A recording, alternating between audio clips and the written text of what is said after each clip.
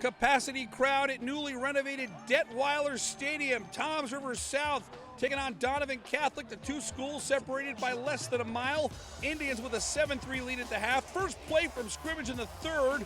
It's a fumble. Kyle Schemmer with the recovery for the Griffins. And on the very next play, David Calderon. Pure speed, 21 yards. Calderon had that big game against Pinelands last week. It's 10-7, Donovan in front. And Calderon gets it done on both sides of the ball. Here he strips Tyler Sosa, recovers the fumble. Boy, some college is going to get a real find in David Calderon. The Toms River South defense would come up with a big stop of their own. Chris Mundy brings down Calderon in the backfield for a loss. It remains 10-7, Donovan in front. Toms River South down by 3 and driving to Sean Alexander would spark the Indian offense with 2 clutch runs. This one's good for 31. And then Alexander bouncing off tacklers, 13 yards.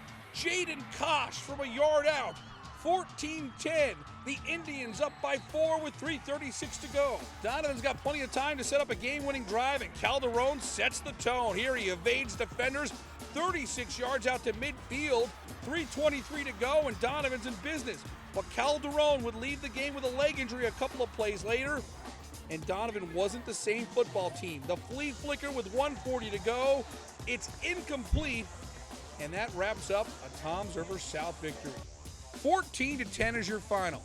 There's no question that Donovan Catholic is an improved football team from last year. Remember, Donovan was winless in 2014. They opened the season with a big road win at Pinelands, 39-33, and they hung tough with a traditional A-South power. As for the hitting Indians, they were able to test their moxie and come back down in the fourth quarter and put together a game-winning drive. Our Alex Lorenzo caught up with Coach Ron Signorino and the Indians after the ball game.